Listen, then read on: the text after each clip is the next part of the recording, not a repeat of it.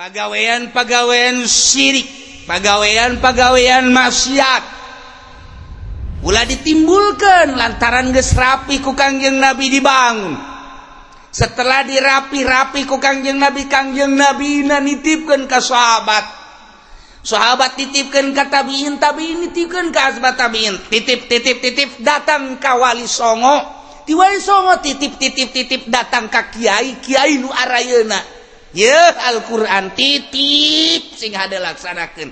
Ye tafsir, ye kalam-kalam ulama di berbagai mazhab sing hade titip ye laksanakeun di negara Indonesia nu mayoritas Islam. Sing hade wala tufsidu fil ardi ba'da islahiha. Ulah rek ngarusak anjeun sabada tatanan negara geus dirapihan nu baheula ku Kangjeng kadieuna ku para wali Allah Subhanahu wa taala ulah dirusak dengan cara nimbulkeun persyirikan, nimbulkeun permaksiatan. Kade awas sing hade jati diri karusakan naik ido cek usul fikih nerapkeun yakni ngajurung kana nyegah seluruh tina karusakan.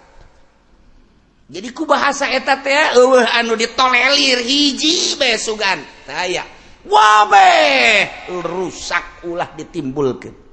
Rusak nu mana? Hiji ifsadin nufus ngarusak awak pembunuhan.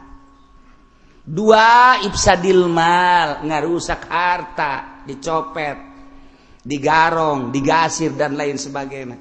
Tilu ifsadil ansab turunan dengan perzinahan. Opat ifsadil ukul akal dengan cara mabuk, dengan cara ekstasi dan lain sebagainya. Lima ifsad kitu adian agama. Lima ialah Kangjeng Nabi ngalarang dirusak. Hiji ifsadun nufus awak anu tatadina di zaman jahiliyah pembunuhan terjadi teu meunang salah saitik dengan turuna Kangjeng Nabi diislahkeun ku Kangjeng Nabi dirapihan ulah sok ngabunuh lantaran walil qisasi hayatu ya ulil alba bodoh deui tampiling deui motong-potong deui rusak deui mantak ulah ifsadin nufus sebab kabelah dituna aya qisas. Nomor kedua ifsadul mal harta ulah diganggu gugat. Urang ngageser harta sajengkal bae bakal dikongkorongkeun ke di akhirat. Patani ngageseran ge galengan saetik di akhirat bakal dikongkorongkeun 7 lapis bumi. Samarukan kumaha kuari bangeunah ngalegaan sameter 2 meter naon hartina komo tambah datang ka ratusan meter rasa ngeunah kuari ieu boga sawah teh 1000 meter digeser ka belah deui jadi 1500 dijual bisa bae harga sameterna 1 juta lamun sa kitu 1000 meter harga 1 juta cepet wajib pede suara cepet bodoh aing ngangel kasugih teu bisa ngitung. Tuh, tambahan kuari. Tambahan ku geseran 500 jadi 1500 kali 1 juta. Cepat. Cepat. Tetep hese. 1500 meter kali 1 juta. Berapa? Saem? Bener teh henteu sebudak. Aing bisi salah bae teh budak ngomong. Anu tadina saem jadi saem setengah kan. Di dunia mah nya bisa muyamae. Taruhlah meuli mobil bisa jadi meuli Lexus misalna atau meuli Fortuner misalna. Bisa meuli Kijang tambah jeung imah hahaha pae sia dikongkorongkeun ka sia. Mangkaning lain sameter 2 meter 7 lapis langit kali 500 meter. Jehey emang kumaha kuari sakadar menikmati Fortuner belah dituna menikmati Lexus atau baby Ben mereunnyana miliaran mah atawa kuari mah boga mobil anu okos eta teh anu kitu teh naon ngaranna ta naon ngaranna nu mobil perang teh perang lain naon lain meuli hammer lah nyana dan lain sebagainya ngeunah bae ku hari hayo sia di akhirat sia ku Allah geus disiapkeun tadeuh dikongkorongkeun ka nyana ayo sia lurah kongkorongkeun ka lurah aduh cak lurah teh nya berat ya aing masyarakat dikongkorongkeun ya Allah ya Rabbi eta aya Ki Haji deui nyeser Masya Allah, macul-macul teh saeutik bae sajengkal mata. Sajengkal doang tetep dikongkorongkeun bae. Aduh, eta budak Ci Haji. Teu meunang cupat-copet, cukat cokot dan lain sebagainya ngarusak harta. 2. Ifsadul mal. Nomor katilu ifsadul kitu ansab turunan. Mantap kudu dijaga ge. Kuari orang lamun nyaritakeun di Indonesia geus hese jasa nyaritakeunana kamari ieu mah keur kuraletik masih keneh itu perzinahan teh ngan syukur di kota besar kuari barang loba kontrakan di urang masyaallah hese nyaritakeunana geus hampir kabeh sih henteu beureun mun dipresentasekeun nu zina jeung teu zina loba anu zina endeu kumaha atuh matak tinggal nunggu azab bae hese ieu deuk karusak Indonesia teh hese ya ternyata dengan 4F 1 food makanan nomor kedua adalah fashion pakaian nomor ketilu adalah film nomor keopat finansial perbankan opat pe eta lah nu bakal ngarusak paksakeun mulai tina food makanan-makanan ti mimiti es bonbon datang ke Supermi, datang ke berbagai makanan-makanan disisipan ku Kristen ku Yahudi make bahan-bahan kimia anu bakal ngadolkeun kana otak anu bakal nurunkeun kana kadar kecerdasan otak anu bakal kadituna manehna menikmati tentang makanan pongke ka Al-Qur'an pongke ka kalam-kalam ulama pongke ka akhirat melalui makanan ti orok kene geus dibere makanan mah baheula mah pan urang keur leutik mah makanan teh menang nyokot ti kebon cau dicokot haji cau terus dipanaskeun teh di naon ngaranna disepan terus ku emakna dikerokan make sendok didaharkeun ka urang asli kan cau menang ti kebon ya Allah ya Rabb kuari geus titah nyusuan ku sorangan ge geus embung geus aya kuari mah lantaran geus teu butuhkeun ASI kuari mah geus teu butuhkeun susu ibu teu butuh geus aya kuari mah geus neuk make susu naon aya neuk make susu embe aya neuk make susu onta aya neuk make susu sapi aya susu kebo ge aya matak gede tetejeh bae sebab tadina pakai susu sapi atuh jadi geus gedena kok sapi nyurudug bae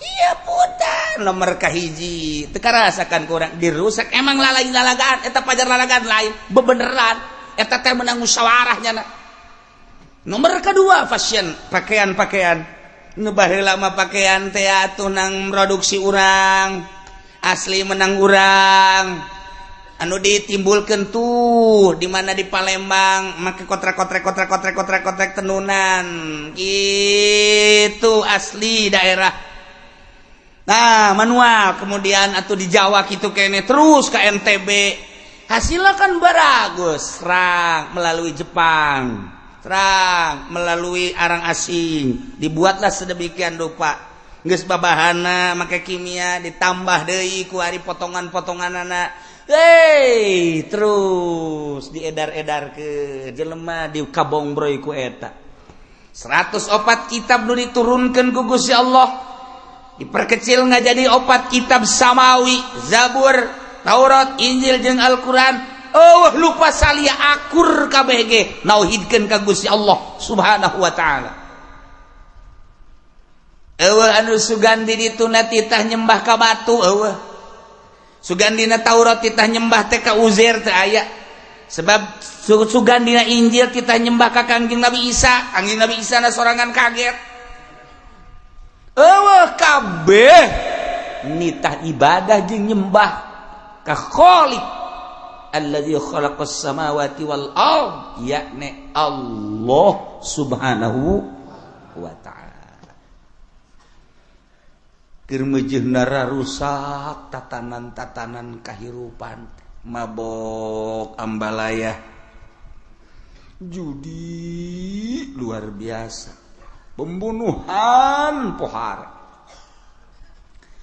Pokona mah geus eueuh we peradaban nu bagus teh harita. Lamun teu mabok teh teu ngeunaheun zaman jahiliyah. Jadi jelema teh parareing bae geus kararieu bae. Arareing jelema. Lamun magi awewe atuh geus bae cekel, porosotkeun, kececas tinggalkeun. Masyaallah, percis kos kotok. Iya di zaman jahiliyah. Ya Allah ya Rabbi, atuh nu gagah, nu sugih etalah nu menang. Tampung kunyana gagah aya di nyana, sugih aya di nyana, hayang awewe nu mana bae panggil, pake, piceun. Hukum peradaban disebut jahiliyah. Hukum mantap rimba ngaranna. Percis pos di leuweung bae. Mau jadi raja, nah sebabnya nu gagah turun ka gajah, sebabnya na boga kagagahan. Tah eueuh hukum mana bae atuh nu gagah. Tah eta di zaman jahiliyah teh kos kitu, jadi hukum rimba nu dipake teh. Masyaallah pabeulit teh. Mantap komplotan-komplotan. Nyieunlah kobilah-kobilah supaya engke lamun nyerang ka anu bisa menang. Yenlah kobilah anu eta teh timbul kobilah teh untuk memperbanyak manusia, memperbanyak pengikut, memperbanyak umat. Maksudnya ketika aya gontok-gontokan teh supaya menang. Dijieun lamun kuarim organisasi. Baheula mah kobilah bani anu. Supaya menang, mana nu paling loba ngibarkeun bendera paling luhur. Nyana anu sangat berkuasa, gagah aya di nyana, sugih aya di nyana, pengikut paling loba. Dek naon deui? Saha hayu coba nung bisa ngelehkeun aing? Dituluykeun ku urang kamari zaman kerajaan-kerajaan. Kos kari itu di zaman kerajaan-kerajaan memeh datang wali sanga. Kerajaan Majapahit, kerajaan Pajajaran, kerajaan kitu dan lain-lain sebagainya. Ngalobakeun pengikut jeung kagagahan, terus nyerang, cokot serang, kos kitulah jahiliyah. Teu nyahoeun ka pangeran nu asli. Di tengah-tengah kerusakan tatanan kehidupan manusia, hukum jeung peradaban, Allah Maha Kawasa ngutus seorang rasul nu ngaran Kangjeng Nabi Muhammad sallallahu alaihi wasallam. Dek ngarubah perjudian, permabukan, perzinahan, perzoliman, pembunuhan. Bayangkan ku urang. Kangjeng Nabi dengan tenang geus dipersiapkeun ku Gusti Allah mentalna jeung segala rupana. Gancang caritana Kangjeng Nabi boga julukan Al-Amin. Dengan kepiawaian Kangjeng Nabi, keramah tabahan Kangjeng Nabi. Henteu pernah Kangjeng Nabi ngajak gontok-gontokan, teu pernah Kangjeng Nabi ngajak riributan. Malah Kangjeng Nabi sering kali misahkeun jelema nu ribut. Sering kali Kangjeng Nabi ngadamikeun jelema nu pasini.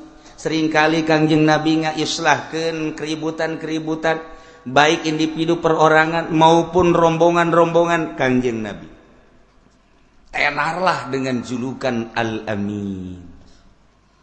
Maka terus setelah 40 tahun Kangjeng Nabi turun ayat Iqra bismi rabbikal ladzi khalaq khalaqal insana min 'alaq. Iqra wa rabbukal akramul ladzi 'allama bil qalam 'allamal insana ma lam ya'lam. Diangkatlah Kangjeng Nabi jadi rasul. Mulai dakwah Kangjeng Nabi door to door. lalauna dari pintu ke pintu bisik-bisikan. Tentu baik jelema nu narima nu henteu nu narima nu henteu. Tapi terus bae Kangjeng Nabi dakwah. Teu saeutik anu milu ka Kangjeng Nabi nu dianiaya. Geus puguh nu dibacok, geus puguh ditubles, geus puguh nu dipedang, geus puguh nu diseret, geus puguh anu di kitu dipentang di panon poe, ditindihan ku batu. Tetep bae katingali kategeran iman para sahabat. Allah kadenge ku telinga Kangjeng, ku cepil Kangjeng penganiayaan terhadap sahabat-sahabat anu arasub Islam. Kangjeng hanya bisa berdoa, cuma berdoa terus. Kangjeng Nabi dakwah. Berhasillah Kangjeng Nabi dakwah di Mekah. Karena Kangjeng Nabi saat etarek dibunuh, instruksi ti Gusti Allah hijrah Muhammad ke Madinah. Hijrahlah ke Madinah Kangjeng Nabi, dakwahlah di Madinah sampai aya peperangan jeung pihak Quraisy. Lantaran pihak Quraisy, pihak Abu Jahal, pihak Mekah teu sadar, terus ngayakeun perlawanan ka Kangjeng Nabi. Jadilah perang Badar, jadilah perang Uhud, jadilah perang Hunain, jadilah berbagai peperangan. Alhasil selama 23 tahun Kangjeng Nabi dakwah, luar biasa hasilna. Sangat singkat dakwah Kangjeng. Di tengah-tengah jelema anu pinuh kebiadaban, tengah jelema anu radikal, jelema anu banget biadab, tapi Kangjeng Nabi bisa ngembangkeun Islam, ngembangkeun agama, mencuat langsung bersinar. Anta syamsun, anta badrun, anta nurun fauqa nuri, anta iksiru wa ghali, anta misbahus suduri. Engkaulah wahai Muhammad syamsun bagaikan matahari. Asal matahari geus terbit kabeh kacaangan. Urang nu jauh jeung Mekah, jauh jeung Madinah, kacaangan ku sinar makrifat Kangjeng Nabi, ku nubuwah Kangjeng Nabi, ku risalah Kangjeng Nabi. Caang hate urang nyaho ieu haram ieu halal, nyaho pangeran nu asli Allah, nyaho ieu mah Kristen agama anu kafir, Yahudi agama anu kafir, Konghucu anu kafir, Buddha, Kristen dan lain sebagainya kafir. Hiji be inna dina indallahil Islam. Anta syamsun, anta badrun. Engkau Muhammad bagaikan bulan purnama. Ketika bulan muncul, sacaan sejuk kabeh. Urang kasidaran ku sinar bulan Kangjeng Nabi, sejuk luar biasa, indah. Anta iksiru wa ghali, percis kos kayu iksir. Lamun urang boga kayu iksir segede kieu bae dicekel ku urang hayang ngalengkah ka Mekah salengkah. Urang lamun boga kayu iksir kuari hayang ka mana, ka Banten, dia sakicep datang ka Banten. Mun urang boga kayu iksir ieu ka mana-mana urang hiberan, ieu iksir Kangjeng Nabi teh disarupakeun ka kayu iksir, anta iksiru. Masya Allah. Di mana bae aya urang salam di assalamualaikum ya Rasulullah. Kangjeng Nabi mah lir teu beda jeung kayu iksir, kadenge aya nu salam di belahan mana cel aya di hareupeun alaikassalam. Masya Allah, anta iksiru tah kayu iksir lain lalagaan. Nu mantak coba tapaan dihandapeun tangkal beringin supaya orang menang kayu iksir daripada menang kayu iksir katimpah buah beringin sia. Ngajongkeng bisa kababu kumios ya sing hade. Kangjeng Nabi wa anta iksiru wa ghali anta misbahus sudur. Eta lamun kurang dicarita-caritakeun secara global bepan eta mah tasbih ngarana anta syamsun anta badrun anta nurun fauqa nur. Gusti mah cahaya di atas cahaya. Mun urang nyaritakeun cahaya kompor sakitu, boga cahaya lampu sakieu, Kangjeng Nabi di atas eta. Patromak Kangjeng Nabi di atas patromak, Mesuri Kangjeng Nabi di atas mesuri, bulan Kangjeng Nabi di atas bulan, matahari Kangjeng Nabi di atas matahari, anta nurul fauqa nur, cahaya di atas cahaya. Sapira panon poe cahayana bisa nyaangan dunia doang, nu tadina remeng-remeng bisa kadeule sakadar urusan dunia selesai panon poe surup poek deui, tapi Kangjeng Nabi bacayana fauqa nur ngaleuwihan ti panon poe bisa nembus cahaya Kangjeng Nabi ke jero dada sorga bisa kadeule. Di mana cahaya Kangjeng Nabi geus asup ke jero dada urang, cecep, masya Allah, senyum bidadari kadeuleu. Di handapna aya hunungan. Ya Allah, ya Rabbi, kebal-kebal ngagedean tah hunung, orang kanker. Tama bidadari dunia, tama. Kadeuleu nyulusup cahaya Kangjeng Nabi kadeuleu. Quran kurang bisa dibaca, bisa dihartikeun. Eta naon? Cahaya Kangjeng Nabi. Masya Allah karim. Kurang bisa zikir tengah peuting aya cahaya Kangjeng Nabi. Kurang bisa tahajud Allahu Akbar tengah peuting aya cahaya Kangjeng Nabian di dieu. Lamun dicabut cahaya Kangjeng Nabi, wah tuh lu biasa tahajud molor boro-boro tahajud subuh ke jam 7. Pas deuk Allahumma hdini aya anak turun deui ka handap. Anak ge nanya, naon tadi leungeun Pak tadi ka luhur ka jadi ka handap kula loba omong. Tatanya bae tatarembelan budak teh. Isin nya ka anak. Ai ka anak isin ai ka Allah henteu. Cahaya dicabut. Ketika cahaya Kangjeng Nabi asup ke jero dada, masya Allah, muka Quran belaka baca, muka tafsir belaka baca, muka kitab janggotan ge kabaca bae. Aya cahaya Kangjeng Nabi di dieu. Ya Allah ya Rabbi. Cahaya Kangjeng Nabi muncar kana tarang, muncar kana mata, muncar kana ceuli, muncar teu bisa diganggu gugat sakali haram-haram, sakali halal-halal, sakali makruh-makruh, sakali sunah-sunah, sakali mubah-mubah. Cahaya Kangjeng Nabi mendominasi ke awak urang. Ketika cahaya Kangjeng Nabi aya di jero kalimpudan ku ari ku kepentingan.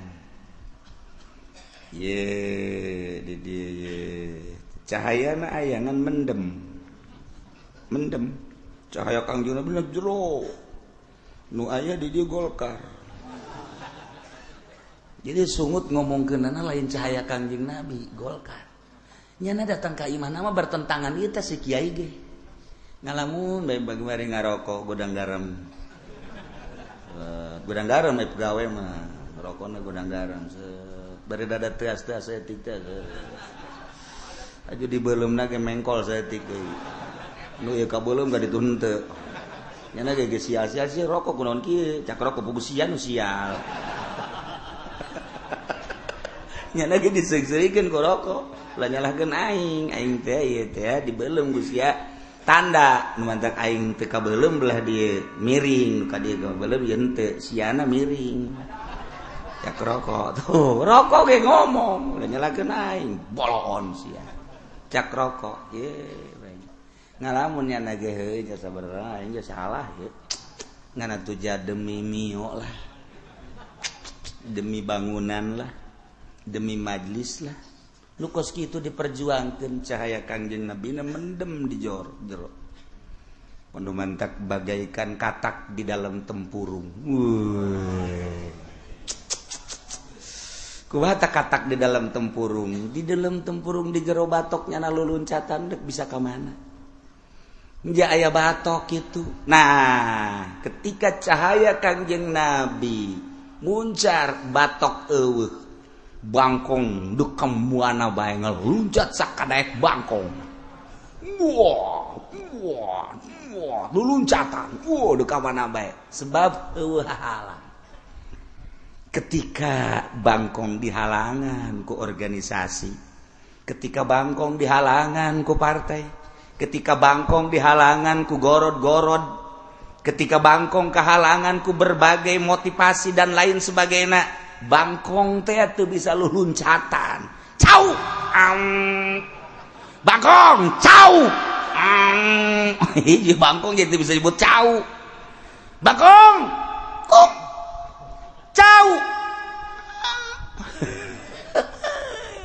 kalangan ku tempurung eta ku Kiai Golkar ge dibaca bagaikan kodok di dalam tempurung pugu sia ku jana dibaca eta jana ge sok seuri sorangan itu bisa luluncatan cek jadi ieu bangkong lantaran katutupan ku batok bloon nih bangkongnya pugunya anan bloon dibaca ku nyana ta eta teh kapan lain lalagaan teh mah bacaan urang kabehan bagaikan kodok di dalam tempurung teu bisa luluncatan kehalangan pugunyana kehalangan ku organisasi kehalangan nyana ku partai kehalangan teu bisa jaritakeun hukum anu saluas-luasna tatadina haram barang asup ka Golkar haram sia eta tempurung ngahalangan masyaallah atuh ku daek-daek teuing jajai kiai mah teu ngeunaheun kos kitu teh haram-haram bae eta bade dipake dek teh halal-halal bae teh dipake dek teu kunaon haju kredit jadi halal kunaon riba jadi halal kulantaran aya satu kepentingan eta kodok ancul-anculan di dinya teu bisa keluar ye maning dipencet habak tah bangkong Kangjeng Nabi teh terus bae dakwah ngabeberes tatanan-tatanan kehidupan manusia melalui Al-Qur'anul Karim dek nyaritakeun naon aya Al-Qur'an tentang ubudiyah cukup dina Al-Qur'an tentang muamalah cukuplah Al-Qur'an tentang siasat tentang aya dina Al-Qur'an berbagai-bagai tentang budaya ya dina Al-Qur'anul Karim deuk neangan naon dina Al-Qur'an Kangjeng dakwah dibere mukjizat Al-Qur'anul Karim alhamdulillah masyaallah dengan waktu anu singkat nu tadina jelema nyembah ka berhala ka uza ka manat ku ari mah nyembahna ka Gusti Allah Subhanahu wa taala nu tadina awewe rurundayan buu ka mana-mana bujal ka mana-mana ping-ping ka mana-mana turun ayat hijab jadi rarapih ku ari mah rambut awewe teu kadeuleu ku lalaki bujal kitu kene dada dan lain sebagainya rapih anu tadina mah ieu anak ngalawan ka kolot-kolot bisa dilecehkeun ku anak kalantaran aya Kangjeng Nabi aya tatanan Al-Qur'anul Karim aya adab-adaban anak ka kolot kitu keneh atasan ka bawahan-bawahan ka atasan antara kitu pemimpin jeung rakyat-rakyat jeung pemimpin aya adab-adaban anak masyaallah rapi luar biasa Kangjeng Nabi dakwah ngabilukeun peribadahan tatadina ka patung ka batu ka makhluk wari ka Allah anu tatadina muamalah teu beres cara jual beli cara pinjam meminjam dan lain sebagainya jol Kangjeng Nabi ditata sedemikian rupa rapih luar biasa urusan perpolitikan pemerintahan dipimpin ku seorang raja Sultan Khalifah kabelah dieuna kumaha cek khalifah sebab khalifah teh henteu sewenang-wenang lantaran aya kitab Al-Qur'anul Karim ngalaksanakeun Al-Qur'anul Karim berangkat rapi luar biasa tentang budaya-budaya anu diakui ku Al-Qur'anul Karim dilanjutkeun rapi tentrem Mekah jadi tentrem Madinah jadi tentrem satu suara nyembah ka Gusti Allah Subhanahu wa taala peribadahan imimiti syahadat salat kemudian zakat puasa haji lain lalagaan rapi ditata rukun iman amantu billahi wa malaikatihi wa kutubihi wa rusulihi wal yaumil akhir wa bil qadari khairihi wa syarrihi minallahi ta'ala nyebar di timur tengah ka Yaman, ka Turki, ka Baghdad, Irak, ka Iran, ka Mesir, ka Yordan terus rambah ka dieu ka Asia kitu Pasifik terus datang ka dieu ka Malaysia terus ka Indonesia berangkatlah terus para aulia-aulia Allah memeh Malik Ibrahim Maulana Malik Ibrahim geus aya lantaran Syekh Maghribi geus dakwah Samsudin geges dakwah aya Nyi Siti Fatimah ge seorang sahabat eta teh geus dakwah bahkan cek sawareh sahabat cek sawareh tabiin dakwah ngan kakencengna di zaman para wali songo rapih tatanan-tatanan nu tadina tatanan-tatanan kemanusiaan termasuk peribadahan nu tadina nyembah ka makhluk wari jadi nyembah ka Allah Subhanahu wa taala pimpin ku Raden Patah Demak di dieu ku Syekh Syarif Hidayatullah Banten pimpin ku Syekh Maulana Hasanuddin jelema ngemprai kabeh ibadah ka Gusti Allah Subhanahu wa taala. Indung kanu jadi anak boga dedeh anak ka indung menghormati ka bapa menghormati kitu kene aya hakul jar bapada tetangga ngabogaan hak aya hakudin hak antara agama rapi ditata ku para wali-wali Allah Subhanahu wa taala aslina ku Kangjeng Nabi Muhammad sallallahu alaihi wasallam. Tak karapihan eta kudu terus diperjuang. Numentak di dieu turun ayat wala tufsidu fil ard. Ulah rek ngarusak aranjeun kabeh di muka bumi bada islahi hasabada direbe beres dirarapi. Bibasir rusuliku diutus para rasul belah dituna rasul terakhir diutus ku Gusti Allah Rasul Allah nungaran Kangjeng Nabi Muhammad sallallahu alaihi wasallam dirapihan ku Kangjeng Nabi tatanan-tatanan kehidupan manusia teh akidah-akidahna syariat dan lain sebagainya rapi ulah diganggu ulah dirusak anu tatadina jelema mararabok jadi henteu tatadina jelema silih bunuh jadi henteu tatadina urusan muamalah terapi jadi rapi tatadina urusan soal agama teu beres jadi beres tatanan eta lanjutkeun ulah sok dirusak nu matak aya larangan ti Gusti Allah wala tufsidu fil ard ulah rek ngarusak aranjeun kabeh di muka bumi dengan cara dirusak kumaha dirusak zahir mah tuh gunung ditebangan digalian tuh kayu ditebangan dibeakeun tuh laut dan lain sebagainya eta kerusakan teu sabaraha tah kos kitu naon lantaran aya kepentingan di Gunung Sindur, Gunung Beak, soteh jalain jang nyana. Jang sa, apan urang sepatan dek nyeun imah lamun batu jamal bisa. Matak Gunung Sindur kuari dibedulkeun. Jegudot dibawaan ka sepatan, dibawaan ka Rajeg, dibawaan ka kitu mana ka Cikupa, ka Pasar Kemis.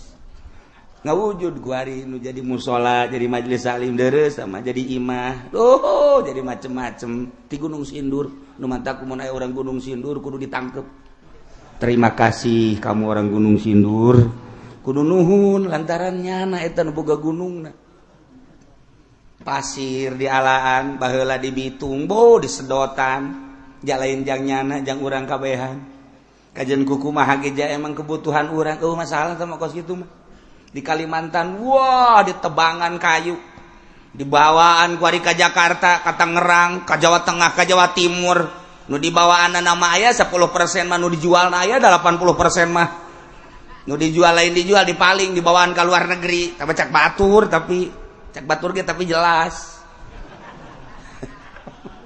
nama urusan ada urusan pemerintah tah Allah tah gaya hitung-hitungan aya di akhirat ai jana beukieun makan kos kitu atuh engke ge jana digadilan tuh nya urusan kos kitu mah tapi nu paling bahaya wala tufsidu fil ardi ba'da islahiha ulah rek ngarusak aranjeun kabeh di muka bumi ieu dengan cara bisyirki ku syirik migawean kakasyirikan kamusikan wal ma'asi jeung berbagai permaksiatan bada islahiyah sabada dibeberes ku Kangjeng Nabi ieu dunya ieu bumi ieu tatanan kahirupan manusia teges anggeus diberesan ku Kangjeng Nabi terakhir ayat al yauma akmaltu lakum dinakum wa atmamtu alaikum nikmati wa raditu lakumul islama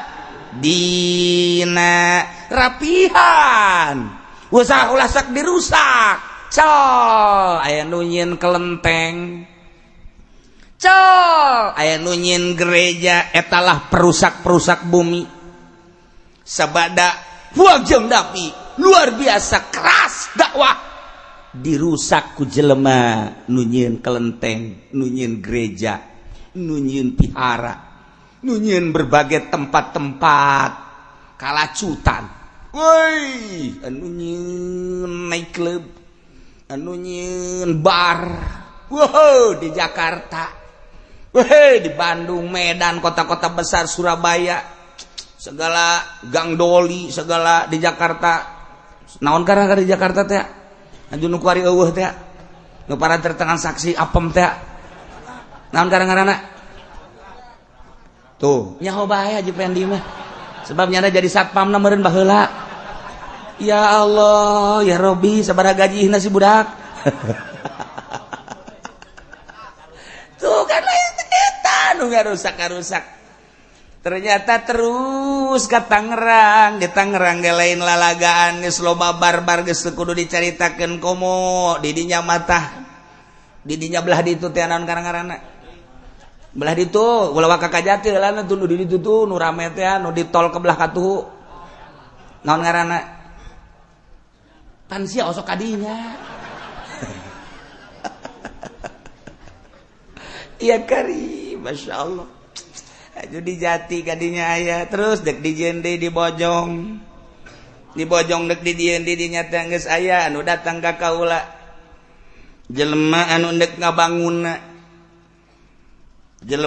ngabangun minta izin ka kaula di dinya teh geus aya tanda tangan MUI tinggal kiai cenah aya nu tanda tangan mangkaning bulan puasa lamun kiai di dia tanda tangan cenah bakal dibere duit. Wah lumayan ya cek jang lebaran mantep ya ndeh aing ka Garut tuh hese-hese ya nah sia seberapa duit merena berapa mau kasih saya tanda tangan di situ hotel Bojong bakal Bojong hiji belah ditu belah Raja hiji dia tuh langsung ka dieu ieu naon garang-garangna sia mah ka nyaho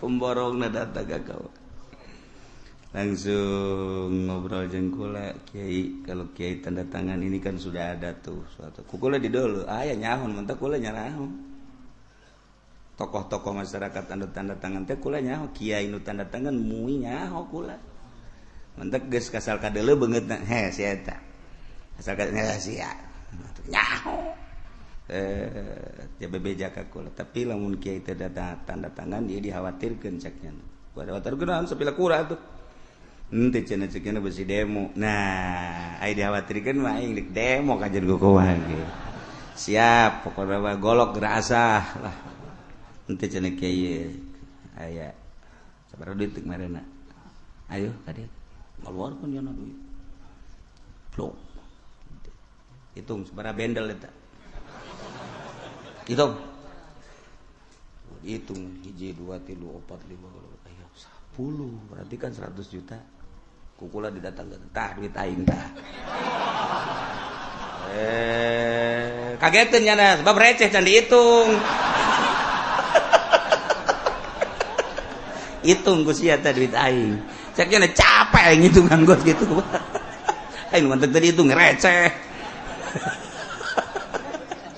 aing ngagos mah kumaha bae atuh baliknya nanggeus entek awas lamun sampekeun ka terjadi awas cek ulah diancam gos gitu awas tungtung aing hirup keneh awas ya awas naon atuh dirinya deuleu tuh awas iya wala tufsidu fil ardi Ditanya ku kula, "Bapak agamanya apa?" "Saya Islam," cek jana. Aslinya Jawa aslinya, Pak. "Kok Bapak mau sih ini ngebangun-bangun?" "Iya, saya kan cuma sekedar usaha, Pak Kiai. Ini kan ada borongan sekian tuh. Urusan kesana aja waktu saya cuma sekedar usaha." Ih, deui budak kumaha ya dah sebodoh atus ya. Penting mah urang wala tufsidu fil ardi ba'da islah. Iya, sing hade pagawean syirik, pagawean maksiat ulah ditimbulkan lantaran geus rapi ku Kangjeng Nabi dibangun. Setelah dirapi-rapi ku Kangjeng Nabi nitipkeun ka sahabat titipkeun ka tabiin nitipkeun ka asbat tabiin, titip datang ka wali songo, ti wali songo titip datang ka kiai nu arayeuna.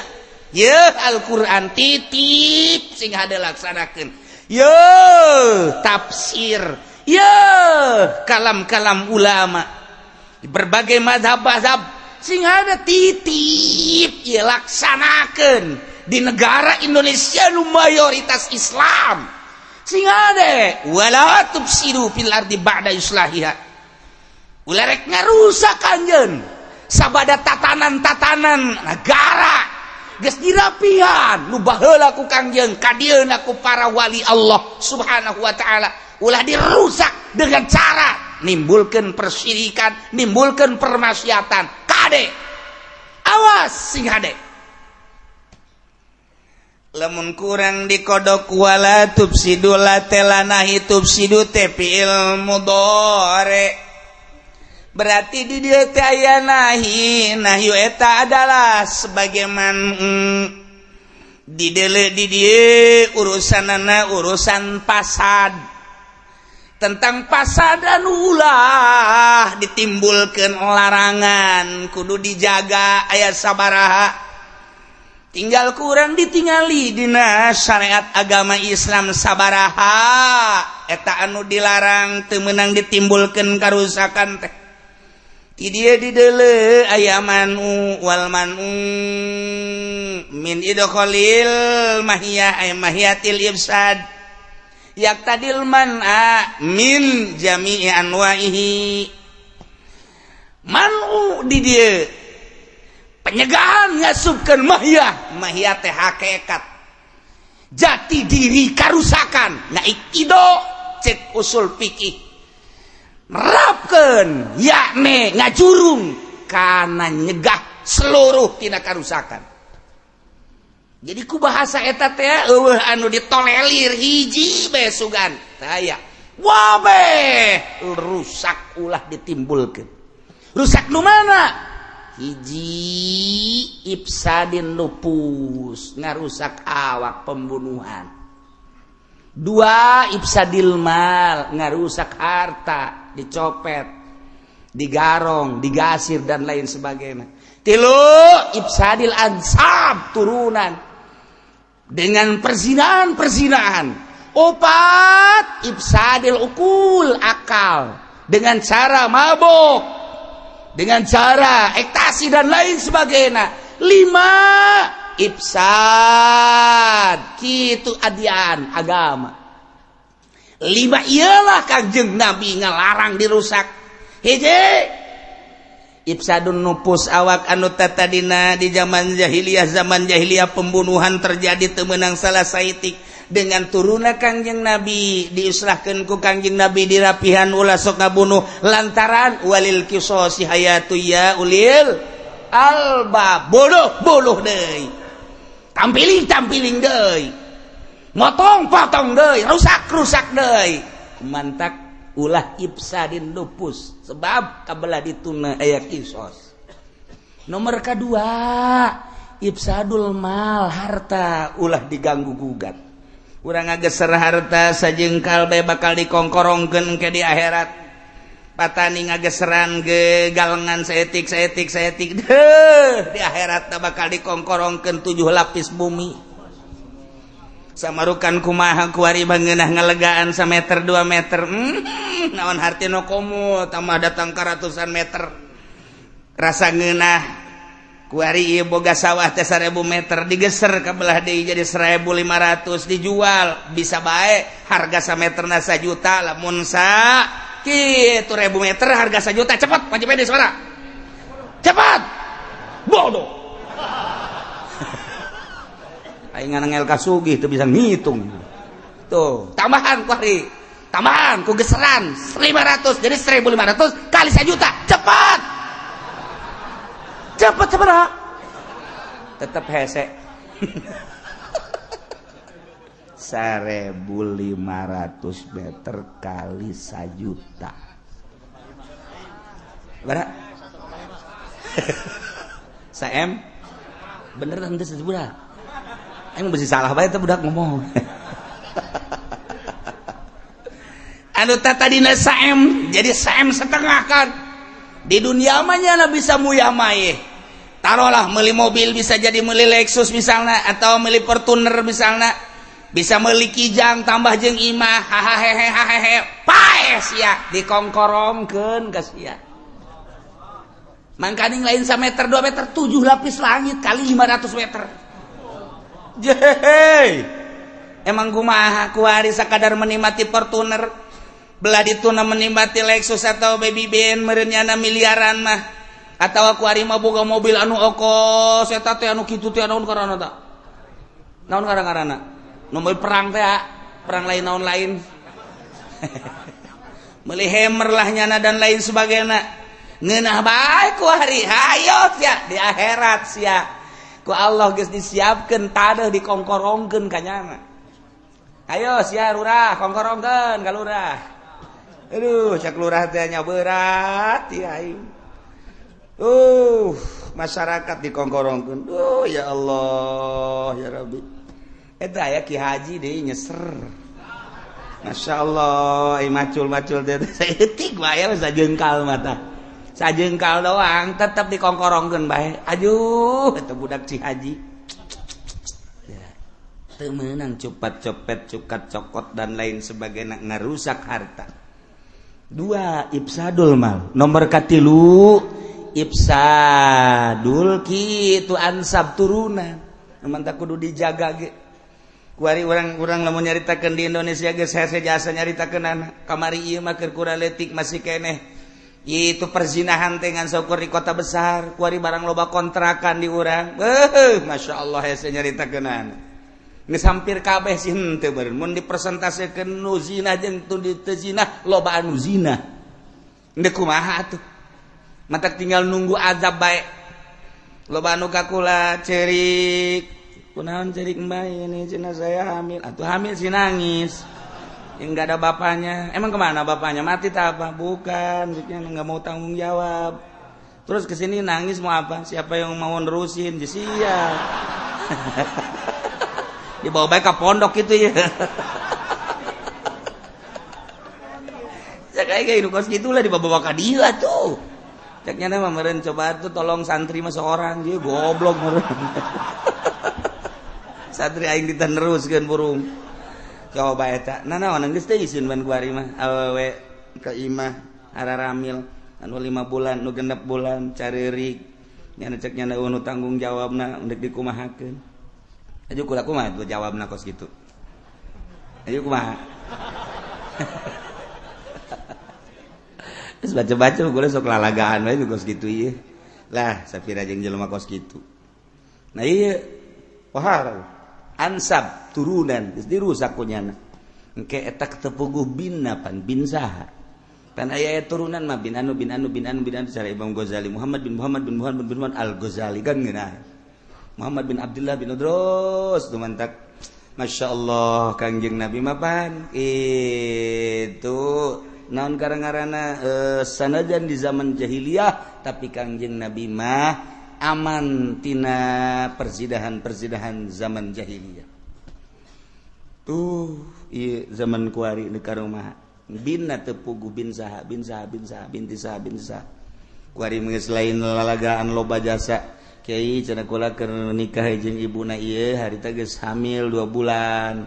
Ku kula ditikah teh ieu kumaha cenah anakna ieu sedengkeun awe sanu ngawalian. Lain saurang lain 2 urang. Kyai kula bakal kawin jeung ibuna ieu jeung emakna ieu budak. Kula eta ibuna geus hamil cenah sabaraha 4 bulan. Dihamilan gosa ku kula. Tangkorak sia meureunana. Lain saeutik jasa. Geus ku sebab kalau badai jadi kula ge malik naon kitu ngaranna malik deuk utah deui. Bulo bajasa ieu mah. Ya Allah ya Rabbi. Sekitar Pasar Kemis, sekitar Cikupa, sekitar Sepatan geus abbalaya. Ieu nu kudu dijaga. Sing hade turunan. Tuh, stilu nomor kaopat akal. Deuk kumaha tuh akal kuari dirarusak. Kuari di SD keneh geus mabok, SMP keneh geus mabok, SMA mah komo. Nu kuari kitu di universitas, mahasiswa mararabok eta kapan bakal jadi calon pemimpin negara urang. Kuarina dimimitian ku mabok. Nu mata ketika jadi DPR teh eta teh DPR mararabok. Ketika jadi bupati, jadi gubernur mabok. Ketika jadi presiden kokoloyongan mabok deuk kumaha. Jehehe, jak kuarina ge kos kieu. Nu mata Amerika deuk karusak Indonesia sangat sulit luar biasa. Diakui kesulitan untuk merusak tatanan Indonesia teh lain lalagaan. Hasil Amerika ge. Nyana geus musyawarah deui jeung syaitonir rajim. Hese ieu deuk karusak Indonesia teh hese. Ya, ternyata dengan 4F. 1 food, makanan. Nomor kedua adalah fashion, pakaian. Nomor ketilu adalah film. Nomor keopat finansial perbankan. Opat pe eta lah nu bakal ngarusak. Paksakeun mulai tina food makanan-makanan ti mimiti es bonbon datang ka Supermi, datang ka berbagai makanan-makanan disisipan ku Kristen ku Yahudi make bahan-bahan kimia anu bakal ngadolkeun kana otak, anu bakal nurunkeun kana kadar kecerdasan otak, anu bakal kadituna manehna menikmati tentang makanan.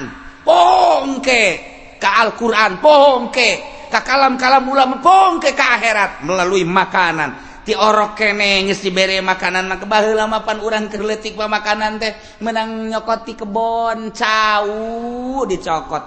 Haji cau terus dipanaskeun teh di naon ngaranna? Disepan. Terus ku emakna dikerokan make sendok didaharkeun ka urang asli kan. Cau menang ti kebon. Ya Allah ya Rabb kuari geus titah nyusuan ku sorangan ge geus embung geus aya kuari mah. Lantaran geus teu butuhkeun ASI kuari mah. Geus teu butuhkeun susu ibu teu butuh geus aya kuari mah. Geus neuk make susu naon aya, neuk make susu embe aya, neuk make susu onta aya, neuk make susu sapi aya, susu kebo ge aya. Matak gede tetejeh bae. Sebab tadina pakai susu sapi atuh. Jadi geus gedena kos sapi nyurudug bae. Iya putar nomor kahiji teu karasakan ku urang dirusak emang lalain lalagaan eta pajar lalagaan lain bebeneran eta teh menang musyawarah nyana. Nomor kedua fashion pakaian-pakaian nu baheula mah pakaian teh atuh nang produksi urang asli menang urang anu ditimbulkeun tuh di mana di Palembang make kotrek tenunan itu asli daerah. Nah manual kemudian atuh di Jawa kitu kene terus ke NTB hasilnya kan bagus serang melalui Jepang, serang melalui arang asing dibuatlah sedemikian rupa geus babahana make kimia ditambah deui ku ari potongan-potonganana. Hey, terus diedar-edar ke jelema di kabongbroy ku eta. Nomor katilu, nomor kedua, nomor katiluna film. Baheula mah film teh kudu ka gedung film. Terus diayakeun TV film, ditayangkeun di TV ku hari mah di HP. Unggal detik. Anak geus kieu bae anak kotek-kotek mana ngagerokeun. Dewi. Kotek. Dewi ka dieu sakedeung. Kotek. Geus baraheun mana. Sia kenaon? Ieu mata di dalam. Ih, eta mah susu. Mak coba mana le tolong untuk mana deh goblok pan tadi marah kuari babarengan ih tayangan naon eta emang film geus kuari mah dibawa ku budak SD terus film ka mamana iraha hayangna terus bae aya nu emakna geus dibonggolan bae titah meuli pulsa euy budak kajian teuing teu dahar mah asal meuli pulsa cak kana teh blon teh cak ayo coba kuari ayo coba ku sia rasakeun kuari 10 tahun ka hareup bakal pikumahaeun ieu kakara kuari ambalaya geus kos kieu tatanan nu mantak cek Gus Dur belum siap sebetulnya Indonesia belum siap untuk menyikapi era globalisasi Gus Dur dah ngomong lain can siap naon soal kabeuli mah kabeuli tapi siap untuk mental bangsa Indonesia. Nah, tingkatkan kuari atuh pondok pesantren, tingkatkan atuh kuari pengajian, ditingkatkan. Lantaran kiai na resep dalam film. Atuh aya aturan ceramah mawa HP pan kiai na ge. Saudara-saudara, mohon maaf. Oh iya, saudara-saudara sekalian, oh mohon maaf. Oh, maning digantung kiai kos gitu. Saya ngajak pada HP sih gantung habak. Engke mah mun aya kipu doli keur ceramah ngahape gantung.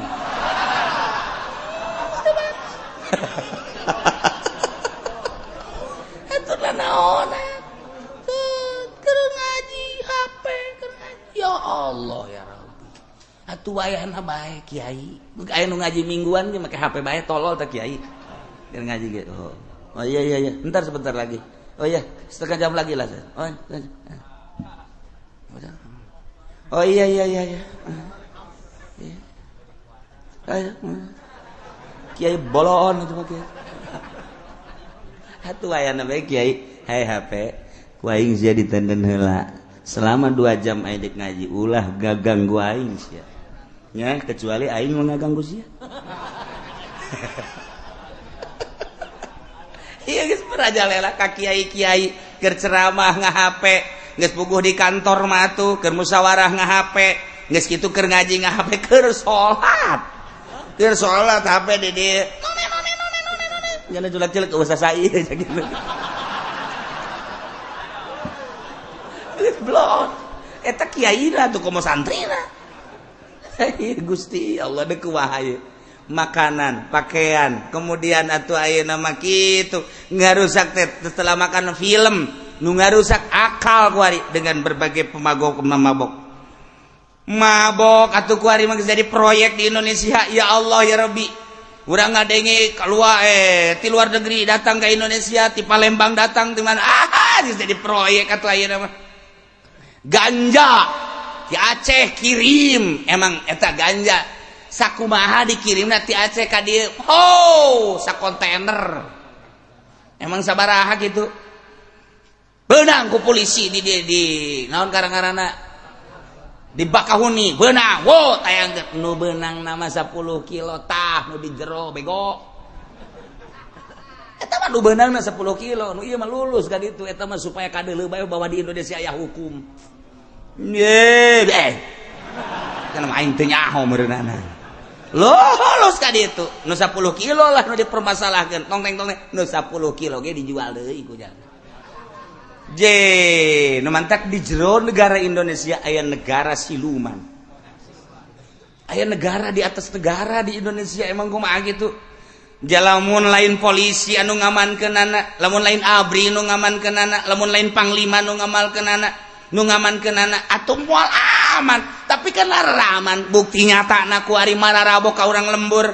Geus puguh gele ganja minuman dan lain sebagainya keluar ti luar negeri asup ka urang kah katangkep semu bener kadoleuna nu lulus teh sabaraha iyalah aya negara di jero negara nu mantak wala tufsidu fil ardi ba'da islahiha make tatanan demokrasi sampai kiamat kos kieu bae kajian kumaha ge sebab naon bisa nyieun negara siluman di jero negara hukum dengan kadeulina doang bukti nyatana atuh balaya mun kukula dicaritakeun di Palembang emang kumaha mun kukula dicaritakeun di Aceh emang kumaha bisa disebutkan Serambi Mekah tapi jerona kebok-borokan Aceh emang kumaha Ye kiai cenah ulah sok sambarangan aing mah teu sambarangan deung aing mah nyaho jasa.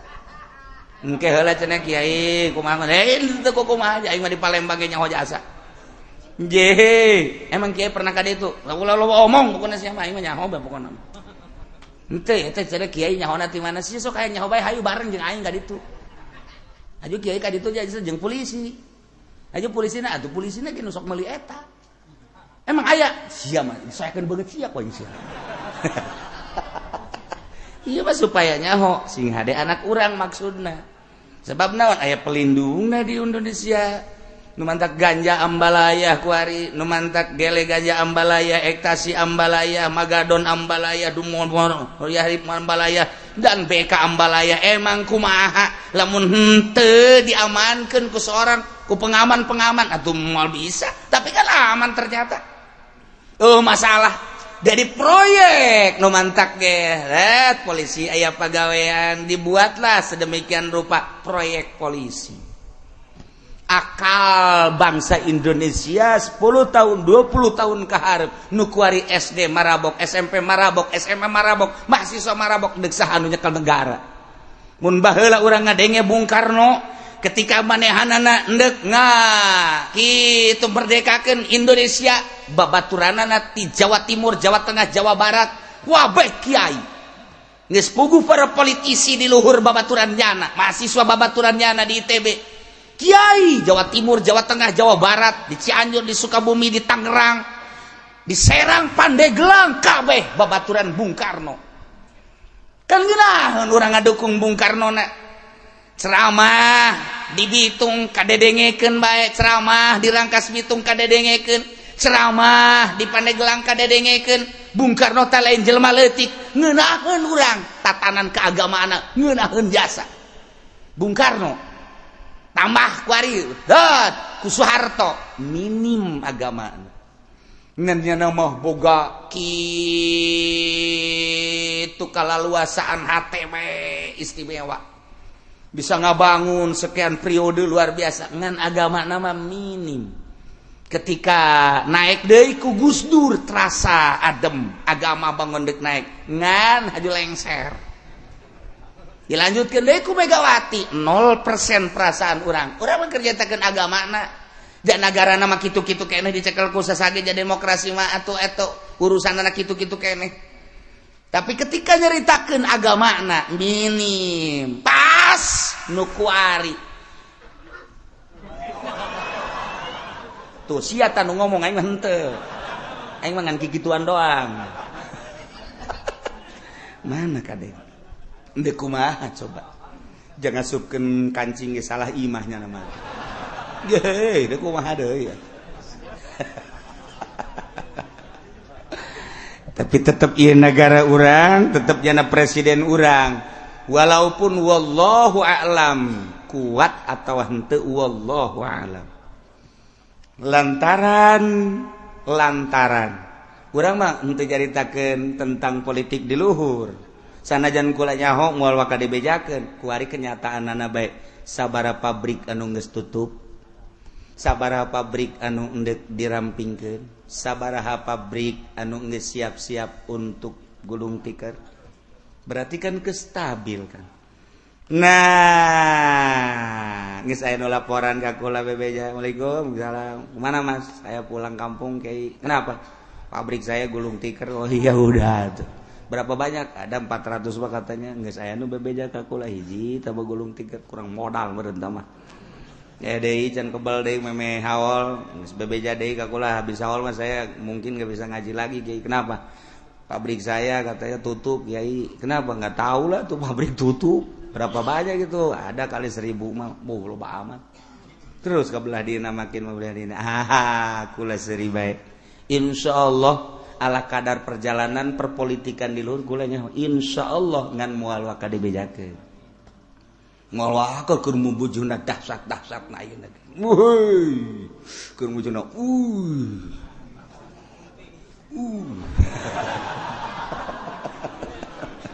wallahu a'lam. Nah, Prabowo geus dipanggil geus 3 kali pertemuan Prabowo. Kemudian itu ayeuna berbagai pertemuan organisasi di luhur geus mulai, organisasi Islam geus mulai diperkuat. Kamari Rebo di Yogyakarta mengarah engke ka Jakarta. Kan keputusan nama tetep bae engke aya ti para ulama-ulama. Mantak kula ge rada kaondang saeutik. Ieu beuki kaondang. Ulah kaget atuh sia. Engke kaondang ge pelebah mana jeung deuk naon heulanan. Sia mah haju kaget bae. Kaondang teh buat teuin menteri pae hayang nyalateun.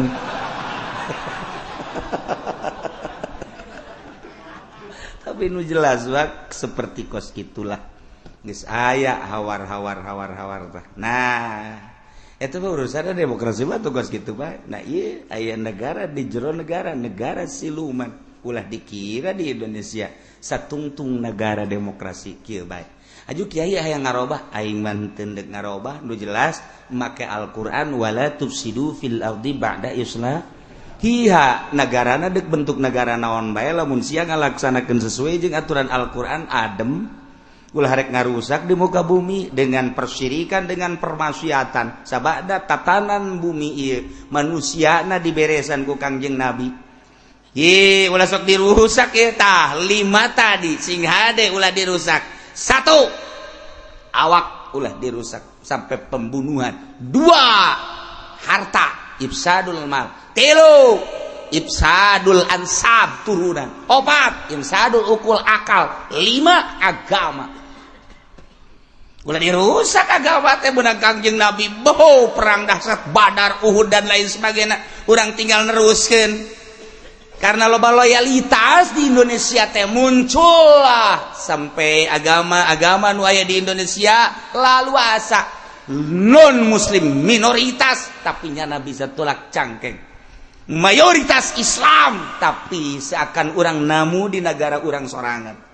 Kunaon eta? Ku sebab leluhur urangna nu nyekel negarana ti mimiti lurahna datang ka camatna bupatina gubernurna terus sampai ka luhurna henteu boga agama anu kuat sehingga agama teh dianggap mainan ku nyana pek bae neuk kios kitu mah kula sakadar nyaritakeun seperti kos kitulah di Indonesia da buktina ketika urang boga masalah tentang agama minta urang perlindungan nu ngalindungi.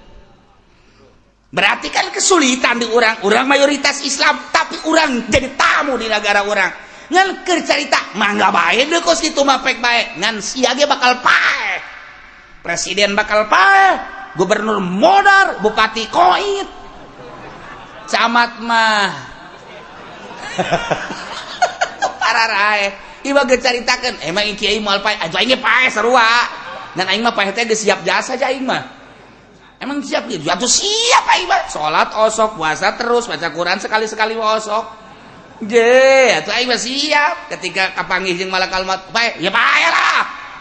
Ya, cek malakal maut emang siap teh? Siap. Emang kunaon? Atuh geus rindu ka Gusti Allah. Bae, mantep biasa. Sebab naon? Ya atuh aya pertanggungjawabanana, fikihna, akidahna dan lain sebagainya. Da kumaha aja emang sapopoe ku urang diaji. Ketika pae atuh tinggal nyanggakeun ka Gusti Allah Gusti jatita salat geus puasa geus haji geus eta cenah kurang husu atuh husuon amlah Gusti ampura bae kurang husu sautak saeutik mah tuh tah nyana pan korupsi aya di nyana ayo ngabangun gereja aya di nyana tanda tanganna ayo deuk bahas itu kazaliman aya di nyana ayo sia gara menghadap Allah mun teh digencet sia. Ji aing mah henteu kukumaha los negara aja lain negara sia negara urang kabehan turun temurun haju sia zalim rasakeun sanggeus modal sia sakitu doang aing mah jeuh cek di dieu lagi wala tufsidu fil ardi ba'da islahiha. Ulah rek ngarusak karanjeun kabeh di muka bumi dengan berbagai persyirikan jeung permaksiatan nu mantak sekuat tenaga urang larang ketika aya persyirikan jeung permaksiatan wayahna di lingkungan lembur urang teh urang papada peduli ketika aya nu mabok wayahna tepak ketika aya nu judi wayahna tepak ketika aya anu nanggap orkes wayahna urang datangan deuleu lamun biduana rada bagus satu terus antepkeun ku urang lamun biduana nya hidungnya jore nya sorana jore maning turunkeun acenah kitu amat nu bagus tuh jore eta adalah permaksiatan mun bisa ku urang rada dinasehatan ieu geus rapi menang Kangjeng Nabi ba'da islahi wad'u khaufan wa tama'a waduh jeung ente ngadua ranjeun nyebut ka Gusti Allah ka pangeran doa ka Gusti Allah di samping tadi dua syarat tadarru wa khufyah ditambah deui khaufa wa tama'a nomor kahiji kudu aya sieun ka Gusti Allah tina siksa Allah nu ngabangkitkeun semangat urang ibadah lantaran aya neraka timbul ti sanubari urang mun aing teu salat asana ka neraka jadi motivasi neraka mulailah urang ngadoa ka Gusti jauhkeun abdi tina neraka Allahumma ajirni minan nar ya Allah ajirni minan nar eta motivasi ka khaufan sieun tina siksa Allah lantaran karasa kurang kapetelan ku seuneu rokok bae ge mane jajalepengan komo meureunnanan seuneu itu khaufan sieun ka siksa Allah jadi pembangkit semangat ibadah ka Gusti Allah makin mantap orang coba ingin ngaji asieun ka neraka khaufan wa tama jeung aya harepan deui nu salat bakal dibere senyum ge bidadari kajeun teu numpakan ge asal dibere senyum bae cukup ku senyum doang ge kadang lalu urang numpakan bidadari ku senyum da ge we cak aja penis sejuk hatiku ku senyum doang geus kajeun cak aja penis aing teu kudu ka sorga teu kudu numpakan sia aing mah di lawang sorga kieu ge dibere senyum bae geus ngeunaheun jasa geus ninggiuhan di tangkal kayu bae di dieu geus hareupeun sorga aya tangkal kayu asal liwat senyum bidadari asal liwat senyum bidadari geus cukup aing mah geus kos kitu bae geus sekudu sare jeung sia aing mah senyum bae pun urang mun neuleuh awewe geulis ku senyum da aduh masyaallah matahari yang terik ketika aku melihat senyummu teduh rasanya waduh tuh caknya ada gombal cenah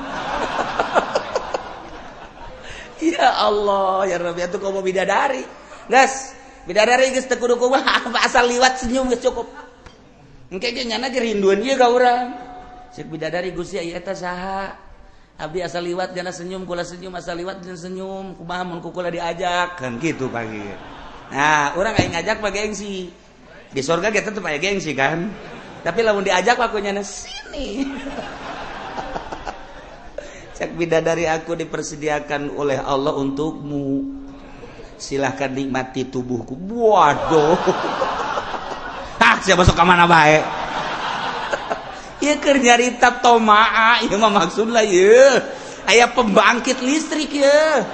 Tomaa ieu maksudna aya kahayang urang lamun tadi semangat juang ibadah urang lantaran sieun ka neraka rempan aing lamun teu ibadah beusi ka neraka khaufan kuari tomaan min rahmati deuh lamun aing teu ibadah atuh moal meunang aing tuh surga jeung bidadarina ku aing kuari mah deuk ibadah ka Gusti Allah dengan harapan hayang bidadari di surga Allah.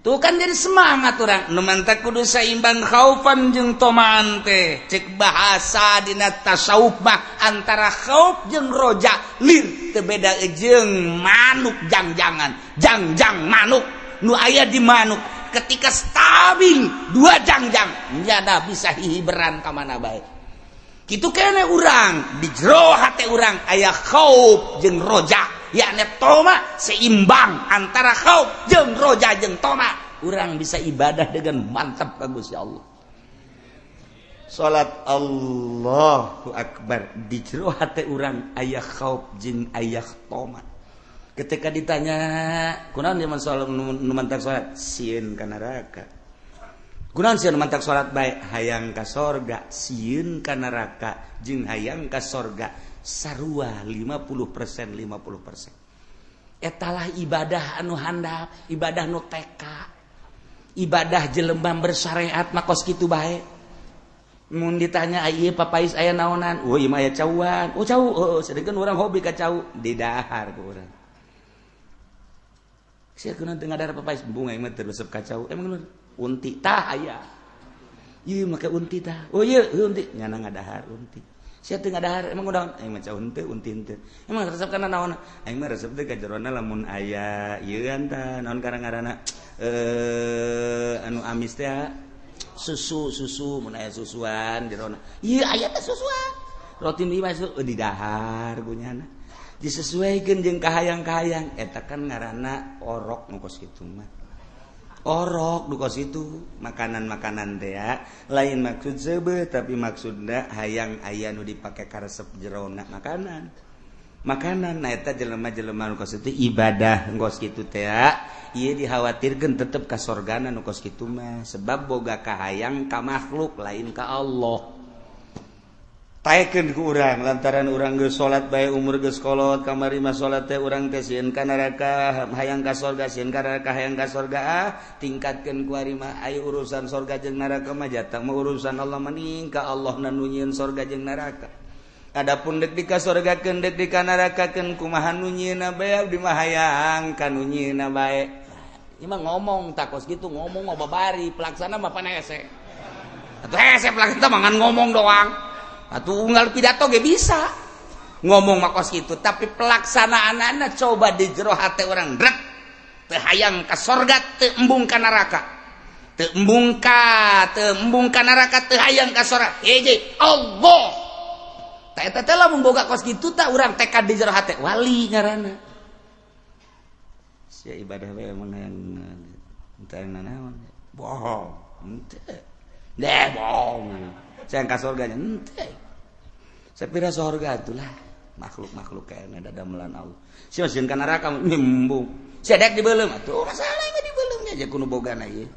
acana dibeulem diasur-asur atuh los bener sia masuk aju kos kitu sia dek itu lamun ku Allah di ka nerakakeun atuh mah nya Allah ngararakakeun mulai tah geus rada turun mah nya geus rada turun tah rada sieun nya ge sarua nya Allah tega ka aing ngararakakeun je atuh sapira sia ulah-ulah sia wali ge wah di ka nerakakeun maka neraka tuh sapira sia mah wali lain kiai lain sapira tukang toge heuh nya atuh sia salat bae embung ka nerakanya kitulah kira-kira turun berarti kan aing nu asli mah lain kitu sia kudu dia ibadah bae ka Allah aing mah ka Allah sia yang ka surganya henteu moh meureunana sia embung ka neraka henteu nu bener sia ieu bener aing mah kajian kuku mah ka Allah bae lah sia mah kajian kuku ge bohong ih aing mah kieu aing hayang ka surga aja aing mah teu pantes di ka surgakeun sapira aing di ka nerakakeun atuh meureunana pantes ba pantes bae ngan sabenerna mah aing nyeri ka neraka mah tah jadi bae ka Allah bae nyanggakeun adapun deuk mana nama kumaha Allah bae eta teh asli di jero hate wali eta teh geus we jadi ibadah sedekah geus teh hayang ka alam teh hayang nanaon salat teh hayang ka alam teh Allah tah eta teh kan kudu diurus melalui thariqah nu kos kitu teh supaya bisa kieu urang hirup teh Gusti sapira abdi atuh jatah tadina ge eueuh haju aya diayakeun ge ku Gusti berarti abdi teh nu Gusti haju abdi hirup ku ari sapira hirup abdi atuh ja ieu teh aya hirup teh aya nyawaan bae sedengkeun nyawa ge ditempelkeun ku Gusti mun ku Gusti dicabut meureun abdi panyanggakeun sadaya-daya sapira abdi atuh Gusti harta-harta abdi mah urusan luareun abdi janu Gusti keneh loba nu sugih di cara rabut mah jasa rusah bae atuh komo abdi naonan nyanggakeun sadaya-daya sehingga sapira abdi Gusti lah abdi mah naonan ngarasa naonan terus makin hari makin naonan rasaan diri makin naonan Gusti sapira abdi jawayah paeh mah paeh bae dek diabdikeun diri abdi ka Gusti cak Gusti salat cak Gusti puasa cak Gusti haji cak Gusti perang abdi dek disiapkeun demi ngaladen ka Gusti sapira hirup abdi atuh Gusti jangan teu perang ge wayah paeh mah paeh bae geus bae ku eueuh nilean eueuh hargaan kaluhuran diri Abi perasaanku handap-handapna Abi dek ngabdi ka Gusti jam sabaraha titah Gusti Abi siap ngalaksanakeun andai kada kudu perang paeh di medan laga kudu kahook diri Abi nyawa tarohanana jagakeun Gusti Abi mah hayang ka Gusti wungkul pan eta ngeunaheun jasa tah lamun geus kos kitu hudang tengah peuting Gusti Abdi dihudangkeun ge ku Gusti haju tiris ge nang Gusti Abdi deuk garingkuk deui nang Gusti dia tolol beureun sia mah cenah deuk ngabdikeun eleh ku tiris dicoba urang hudang peuting ku tiris dicoba hudang peuting ku panas dicoba urang teh ku sehat dicoba urang ku gering ayo sia lamun endek ngabdikeun diri sia ka aing ngarasa diri sia nilai ngarasa diri sia pangkat coba ku aing deuk dicoba sia hayo kaingkeun coba urang keur sehat na Allahu akbar diberes sales basa etik cek pamajikan ka henteu ka masjid emang salat subuh boro-boro ka masjid salat ge encan emang kunaon moal salat teulenan gering emang kunaon bongan Allah mere gering ka aing tuh ngabongankeun ka Allah pantolol tan teu tuh urang mah kos kitu bae nah mentak wali tah malah meniskan ka Allah dak wali ngaranna segala rupa geus ka Allah nah ulah rek garusak anjeun di muka bumi dengan persyirikan dengan permaksiatan sabada dirapihan ieu ku ayana rasul-rasul nu diutus ku Gusti Allah terakhir utusan Allah adalah Kangjeng Nabi wad'uhu doa ku maneh ngadoa maneh ka Gusti Allah ka pangeran dengan syarat tambah dua khaufan wa tama'a inna rahmatallahi qaribum minal muhsinin sanyana rahmat Allah teta qaribun deukeut minal muhsinin ka jelema nu nyieun hade urang kuari teh ngaji urang kuari ibadah deuh nyieun kahadean tinggal ngalengkah doang ka rahmat Allah keur carita rahmat Allah anu hakiki ira Gusti atuh tinggal sakedeung deui mana geus kadeuleu ku waliullah mah rahmat Allah teh dibentukeun sorga ku Gusti Allah teh ngan teu hayaangeun ka sorga hayang ka Gusti na bae rahmat Allah teh qaribum minal musinin dekat ka jelema nyunin hade jelema nu ibadah ka Gusti Allah maka rahmat Allah teh deket rahmat Allah teh kanikmatan Allah deket teh iraha kahalangan ku paeh doang ketika paeh tek nyana ngalengkah ka rahmat Allah masyaallah ieu urang kuari ngaji terus salat terus puasa terus zakat aya fakir miskin bere aya yatim piatu bere anak pernahkeun ku urang ibadah tentrem ka Gusti Allah eta ngaranna urang muhsinin nyieun hade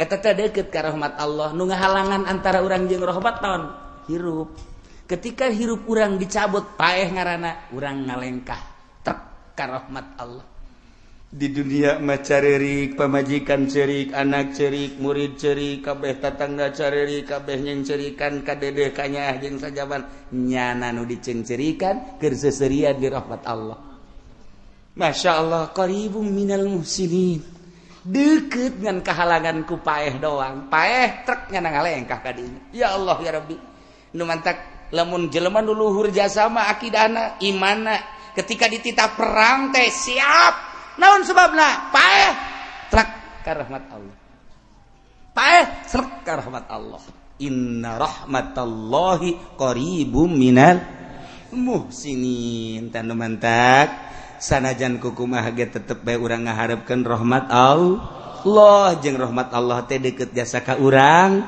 tinggal urang kuari mempersiapkan diri untuk masuk ke rahmat Allah nu dihalangan ku paeh samemeh urang paeh siap-siaplah urang ngalobakeun nyieun kahadean supaya urang asup di golongan muhsinin lantaran nu deukeut kana rahmat Allah mah inna rahmatallahi qaribum minal muhsinin mudah-mudahan urang kabehan diasupkeun ka golongan muhsinin sehingga urang aya dina rahmat Allah urang balik aya dina rahmat Allah urang bakal kana rahmat Allah babarengan jeung ahli-ahli rahmat Allah subhanahu wa ta'ala bi barakati umil Quran al-Fatihah Bismillahirrahmanirrahim. Alhamdulillahirabbil alamin arrahmanir rahim maliki yaumiddin. Iyyaka na'budu wa iyyaka nasta'in ihdinas siratal mustaqim siratal ladzina an'amta 'alaihim ghairil maghdubi 'alaihim waladdallin. Allahumma shalli wa sallim ala sayyidina Muhammadin fil awwalin wal akhirin wa barik wa sallim wa radiyallahu ta'ala an sadatina ashabi sayyidina rasulillahi ajma'in. Amin ya Allah ya rabbal alamin.